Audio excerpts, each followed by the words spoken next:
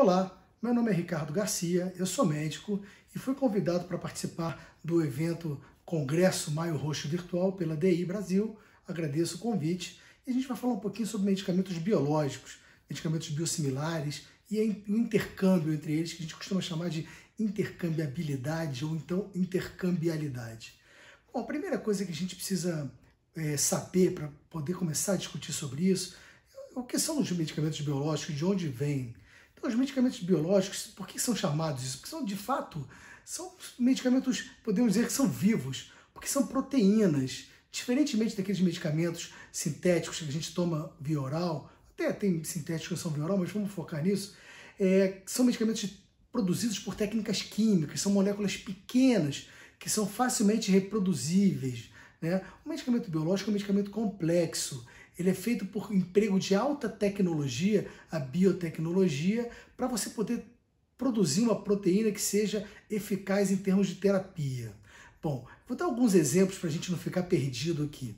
A gente tem as insulinas, né? São antigos medicamentos biológicos. A gente tem as heparinas, as eritropoetinas. E nos últimos anos a gente tem tido acesso aos anticorpos monoclonais, que são moléculas enormes, grandes, que tratam doenças autoimunes, né, doenças oncológicas. Então são medicamentos realmente enormes em termos de peso molecular, complexos e de difícil reprodução e até mesmo de produção. Como que é feita a produção desse medicamento?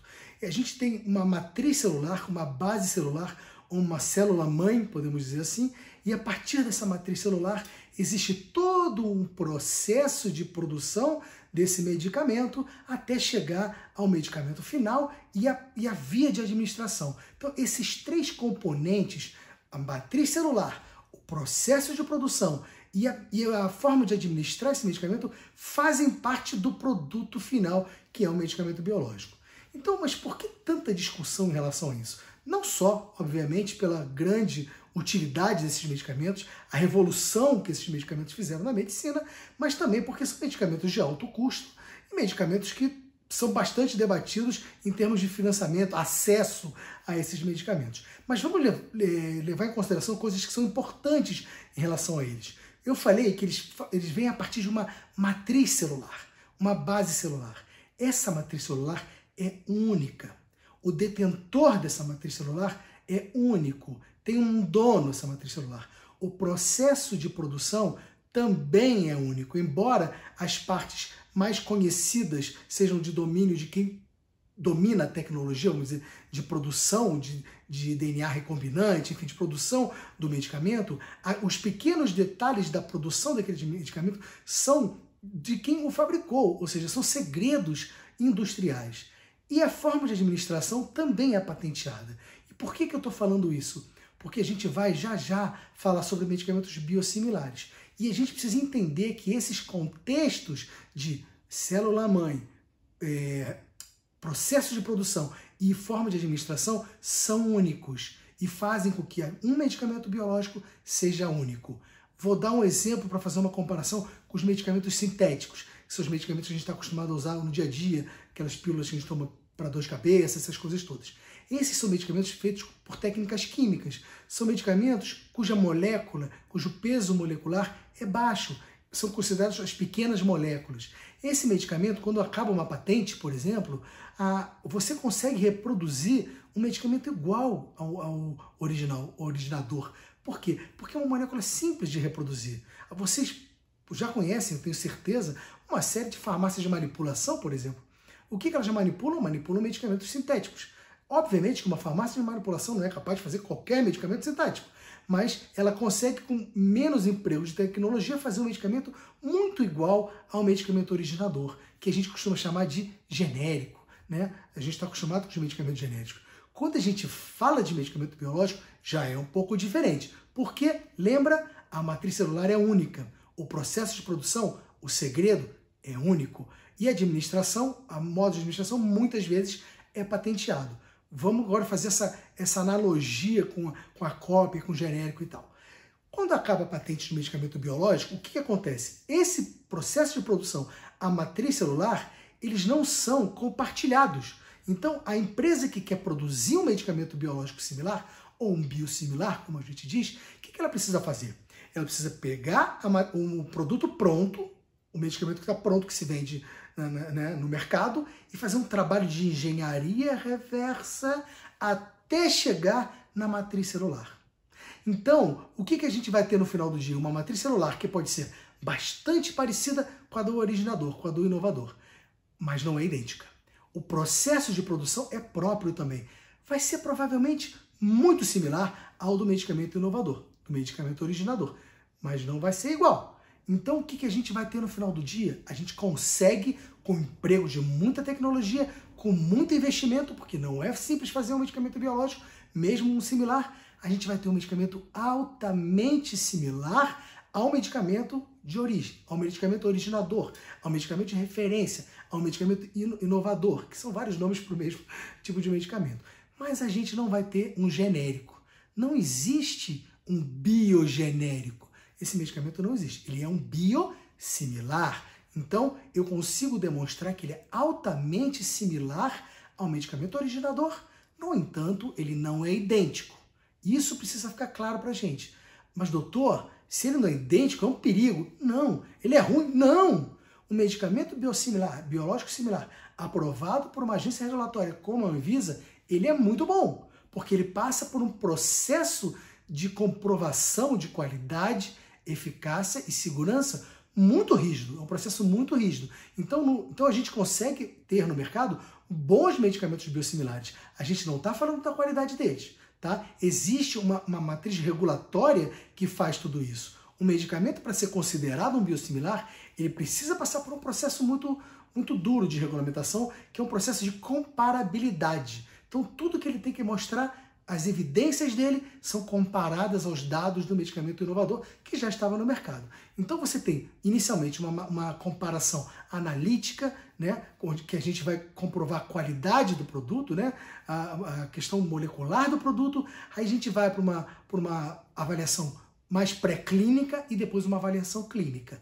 E aí, ao final de toda essa avaliação, sempre comparando o medicamento que quer comprovar que é biosimilar com o inovador para mostrar que o resultado é similar.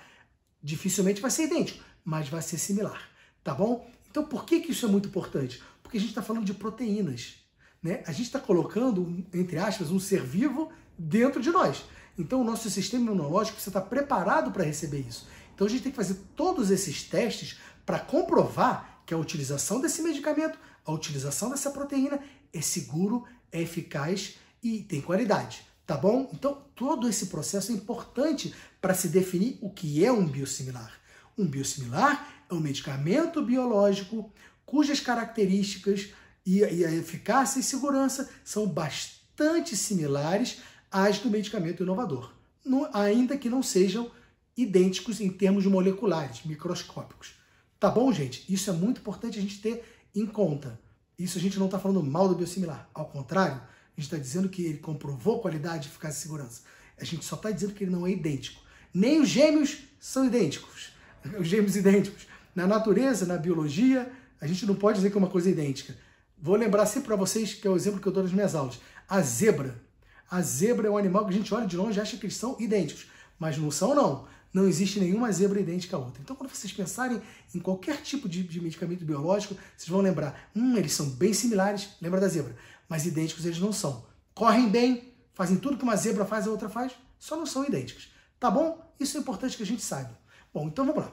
Após essa aprovação desse medicamento, após a gente demonstrar que ele é seguro, após a gente fazer estudos de eficácia e de segurança, a gente vai passar para a etapa de comercialização dele, né? Esse produto precisa vir para o mercado.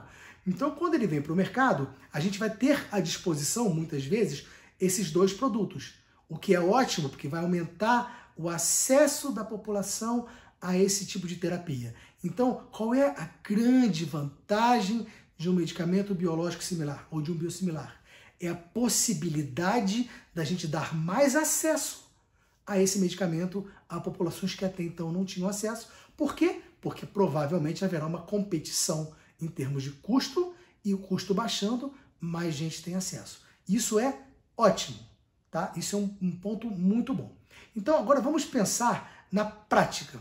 E aí a gente vai começar a entrar na questão da intercambiabilidade. Um pouquinho antes de eu falar da intercambiabilidade, eu preciso lembrar outra vez que a gente está falando de proteínas. Então, uma proteína, ela naturalmente, vou usar uma palavra aqui meio complicada, ela é naturalmente imunogênica, ou seja, ela promove reações imunológicas, ela trabalha com a nossa imunologia no nosso corpo. Essa é a forma como ela age na terapia. Então, para que essa imunogenicidade seja controlada, a gente precisa fazer testes antes. A gente precisa comparar, tá bom? Por quê? Porque é ela que pode, em algum momento, gerar algum tipo de problema, se é que a gente vai ter no uso desses medicamentos. Então, quando a gente vai para o mercado, sabendo que dois produtos são bastante similares, mas não são idênticos, a gente precisa ter alguns cuidados, vamos dizer assim. O primeiro deles é sempre envolver o seu médico na decisão de utilização de qualquer medicamento, nos biológicos principalmente. Então a gente vai falar agora um pouquinho de intercambiabilidade. O que é intercambiabilidade?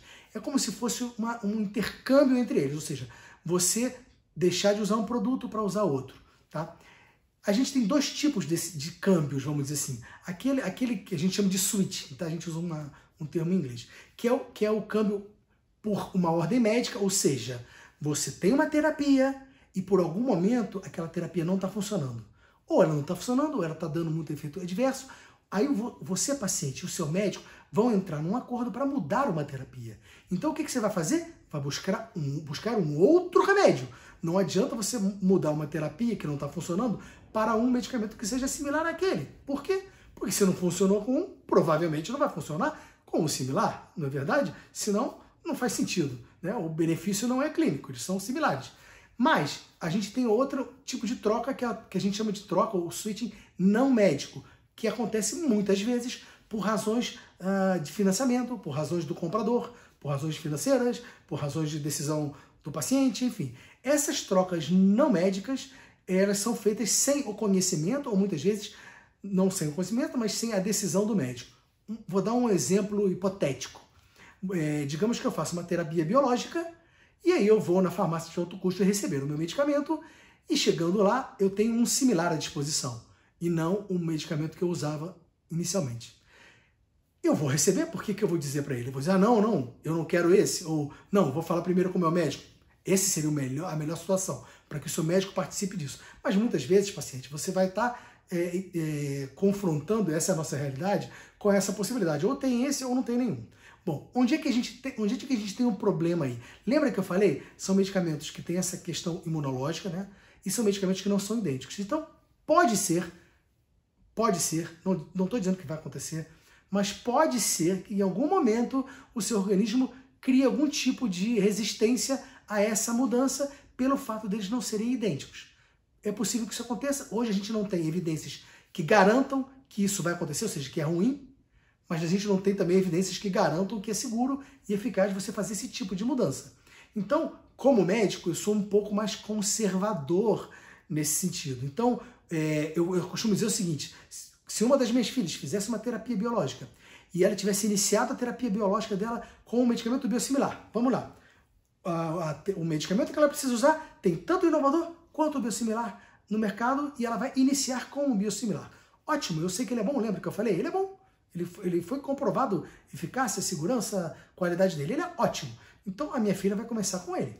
Se um dia, no meio da terapia, no dia que for receber o medicamento, alguém oferecer para ela, por exemplo, o inovador, eu como médico vou ficar preocupado porque eu falei, olha, o organismo dela está estável, a doença está estável com aquele medicamento. Não importa se ele é similar ou se ele é inovador. Eu prefiro não mudar, nem que seja do similar para o inovador. Por quê? Porque eles são similares. Para mim, como médico, não faz diferença se você vai usar o de uma empresa ou de outra empresa. Para mim, como médico, o mais importante é que você esteja seguro na sua terapia.